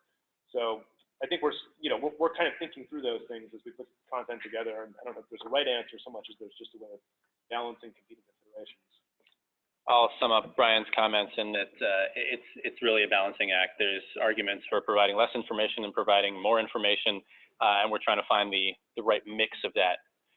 So that's where you guys come in to lend your thoughts to this. Online question. From an administrative perspective, it will be very burdensome for developers to create unique subscription agreements and disclosures for every customer. Suggest that the disclosure is uniform for all subscribers so that it is a form document across all subscribers in the program. So I think one way we could address that programmatically, if you just have a uniform subscription model that's the same and everybody buys 5 kilowatts of your system and all of the assumptions are exactly the same, we can certainly do some work on the portal to make it that you can hit make this like the last one, and all you change is the name of the customer. We can certainly do what we can to minimize that. And if you have specific comments around how that can be made easier, both now and after the program launches, please let us know. Just technically, we can make that easier. I think fundamentally, it would be difficult for us to say that there just exists a standard form because of the fact that it is specific to that customer and to that project. So I think that piece of it's a non-starter just from the plan. Okay, good in-person question. And a couple things on all of the consumer protections.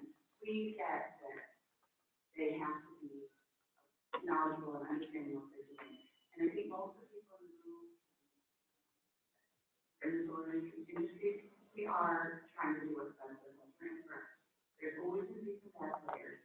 And I would encourage you, when you guys are listening to the comments, to look at not only the consumers, like what you think they need to hear, but also from their side, like I mentioned, being a sort of alternative that people have got. And we really try to educate our consumers, our subscribers, when we're in Minnesota. We have multiple meetings with all our subscribers, and no matter how many times you sit down with them, if you ask them, do you understand every single piece of that? It's very frustrating. They won't. And if they might say they do, they sign off on it.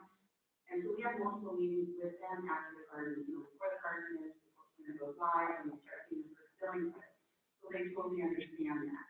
And they have the option to opt out of the garden if it's not making sense to them.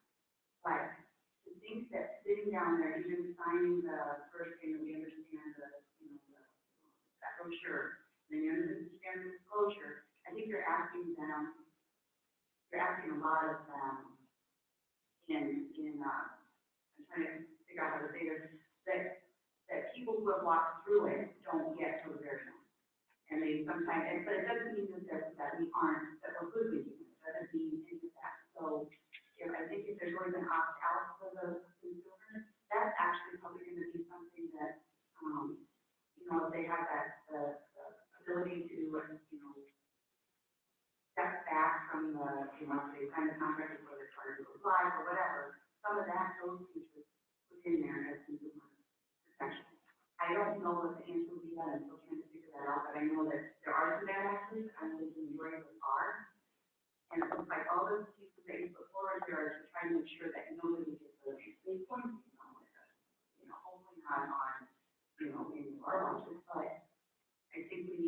sure that we make it easy for the consumers as well as be as open as we can.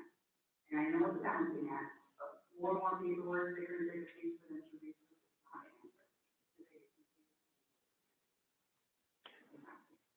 So I'll sum up the in-person comment that most of the industry is trying to do right by the customer and have multiple meetings with the customer to make sure they understand what they're signing up for. So try to find that balance between providing too much information and inundating the customer and not providing enough, but just provide the right amount.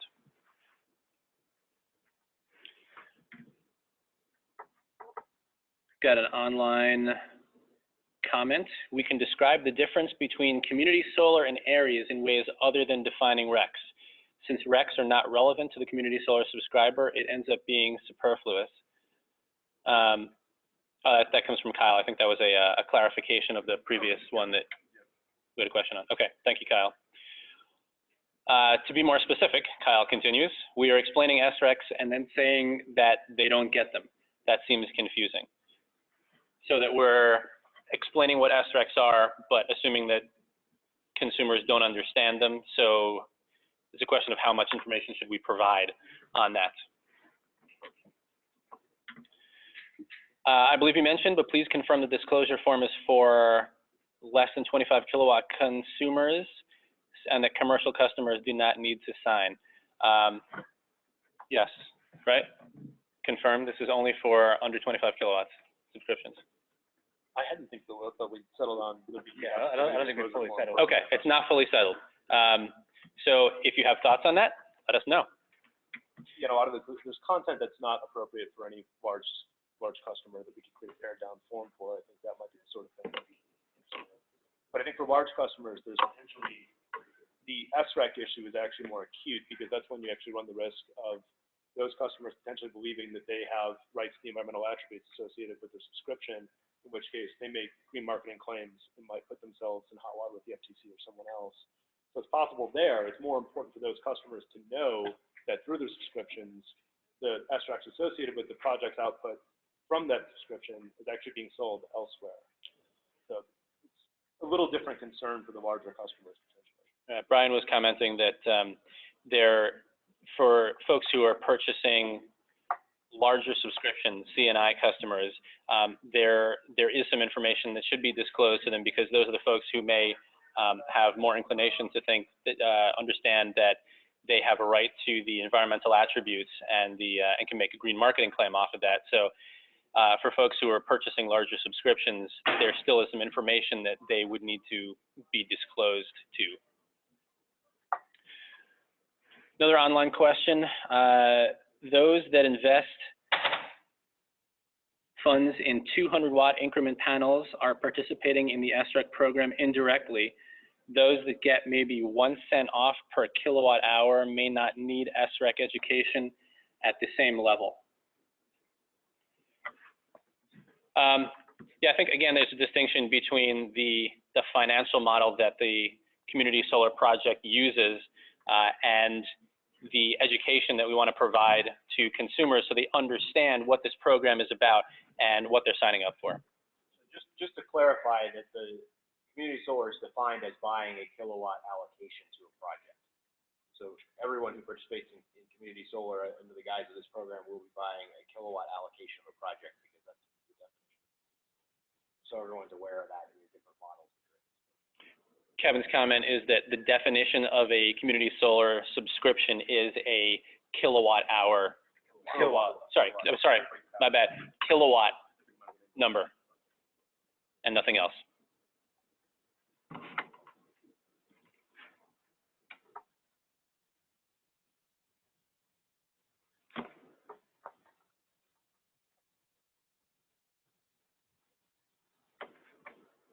All right, I've got nothing else coming in online. Anyone else in person? We've got a taker. Good morning, everyone. I'm Chuck Sutton with MC Squared. We are a retail electric supplier. We've been 10 years. We've been a 5-star rating ever since it started. So we were one of the good actors. Thank you. We are fully supportive of transparency in education, as ties in. I think it's important, as was noted earlier, to strike a balance between commercial burdensome requirements for consumers versus education. I respect that, so hopefully we can get to a workable solution. One important distinction that you have as the IPA, which may be different than the Commerce Commission, is the approved vendor process. You actually have, as you noted in section 19, you have a financial hammer that you can put on the developers and their approved vendors to either draw on collateral or suspend their escrow payments for violations. So we have remedies available to punish the activities if someone is violating marketing guidelines and rules. Not to mention the rules or the options available to the Attorney General's office for consumer protection. So I just want to point out that you have more remedies as the IPA than the Commerce Commission. So as you're thinking through this, I agree, most people want to do right by the consumer, want to offer something that's of value, greater value than they otherwise get. You also have all these remedies. So if you're thinking through, 50-page consumer documents is not going to be consumer friendly when you ultimately have these protections or these recourse options available. I would also turn that. Do you want to summarize that? Yeah, to summarize, the comment was that as we think about all this information that's being provided in the brochure and the disclosure and so on, there are also some remedies and levers that the IPA and the program administrator can pull, such as financial penalties. There's also the Attorney General's office to deal with complaints and issues. So they're recommending that we just keep that in mind. I guess I also turn that on its head, that arguably there's greater responsibility on the part of the participants here. And Ari, your relationship with the Commerce Commission is the right to do business. Here you are able to participate in a state-administered program where you receive direct financial benefits from the program. To me, that creates a added layer of responsibility on the side of the participants here. And we're just trying to seek to get the right balance. Yeah. And Anthony's comment was that to flip that comment on its head, there is arguably a greater responsibility on the part of all folks in the program to provide all the right information up front, because you are receiving state-sponsored funds or state funds as part of a state program. And I would add too that those levers you mentioned are ones that can be used after the fact, whereas we're also trying to strike that balance between making sure things happen right the first time. So noted. Comments online. Commercial customers are expected to be more savvy, have legal counsel. In point 18W of the marketing guidelines, we must disclose any other terms and conditions of service. We can expect that a commercial customer will read the agreement, whereas the agreement contains the relevant extract language. Okay, so you would expect commercial C&I customers to be more savvy and read the agreement, whereas residential customers perhaps not, perhaps. So Madeline, you mentioned that your company mostly deals with C&I customers. From your experience, what's their level of sophistication around understanding what a rec is, what limitations there are on what those customers can say in the case that the recs from the projects are subject to a separate transaction?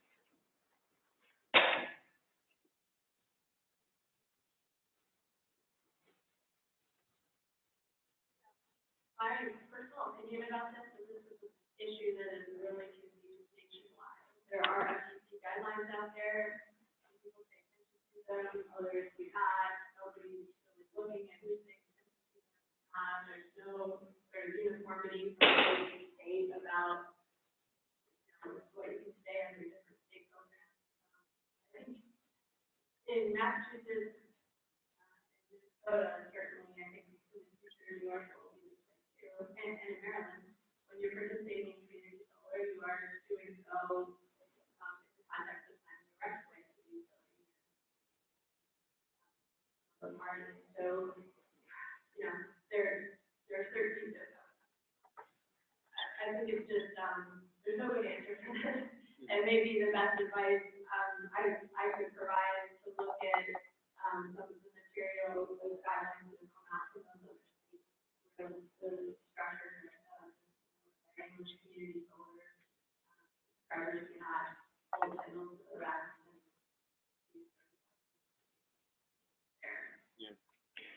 So there was an in-person question about what is the sophistication and level of understanding of commercial customers with respect to RECs, and it seems like it's a pretty mixed bag.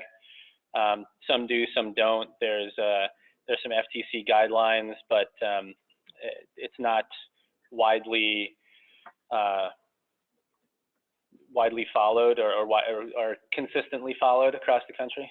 Yeah, the specific guidelines are not that good either. They're not black, you know, it's not a black and white issue. If there's an FTC guideline that says very clearly, here's what you can say, and this makes sense, here's what you can't say, and this makes sense, and people got it, and it matched up with the way the programs are structured, I think that we all have a better time sort of assuring uniformity, but that's just not the case. It's just not a very well-structured thing, and so implementation is not.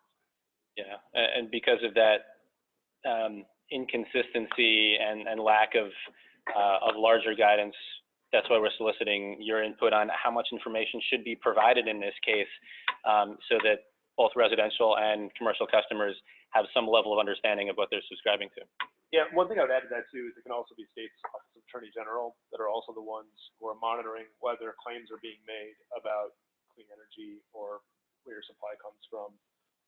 When the environmental attributes of those have been signed away, one of the documents that everybody kind of looks at in this space, thinking from the Vermont Office of Attorney General and the guidance that they provided, and they provided that guidance specifically because they would be viewed as the enforcement entity for someone making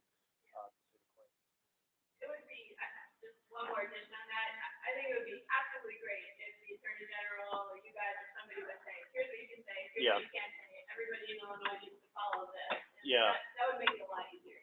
We've tried to provide a few minor examples, but they're maybe the more obvious ones.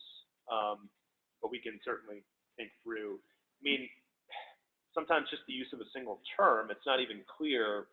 Community solar is a term that's found in the IPA Act. Community Rural Generation Project, I believe, is used throughout 1-75C, but I think 156 does use the term community solar. But the solar attribute of it is what's been effectively assigned away through the REC contract. But it is a community solar project under the law. So you have this weird gray area about what you can even call the thing that there's no great clarity on. And it's just something that I guess we have to work through. Yeah, I would say that in Minnesota, Massachusetts, these other states where you are signing your REC away, you can still say you're participating in a community solar project. I'd agree that that seems reasonable. There has to be some level of just sort of common sense. Yeah, common sense. Yeah. I'm going to take one last in-person question, and then we can probably wrap things up. Maybe just a comment with a question. All with Phosphor Solar. We are a local company, in Illinois. And so 9 months ago, I knew absolutely nothing about solar, or what abstract was. I spent literally hundreds of thousands of dollars trying to understand what an abstract is, how solar works, and how we can train people, how to tell other people what an abstract is, and how the benefit is for the consumer. We spend at least 60 hours training a sales rep right now to try and explain solar in an abstract. I've sat through numerous webinars, et cetera, still myself trying to understand how these work, how do we get paid, what the benefit is, what the fallout is if we don't follow the rules. I really think if you guys, number one focus is solar success in Illinois, you have to find a very simple approach to a customer that says, in 5 minutes, here's the benefits of this, here's the disadvantages, have to know, and here's your protection. Because if we have to sit down and try and explain this, we will never get there. This program will fall apart. I understand the physical challenge. I'm just telling you from my knowledge, I don't have nearly the level of information that people have. challenge to, even the last month, what we talked to people about is changing constantly. This program opens in 1 month, and I think you guys have a very short window to like pull this together and try and create a smooth and seamless approach. Last thing we wanted was in February, March, to change. Thank you. Thank you. I'll sum up that comment that the commenter was saying that over the last 9 months, he's done a lot to educate himself and his company on SREX, and it's still a bit of an uphill battle because there's a lot of ambiguity.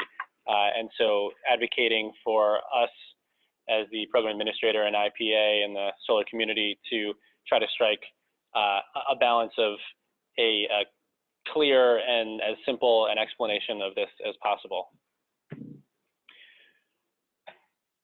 All right.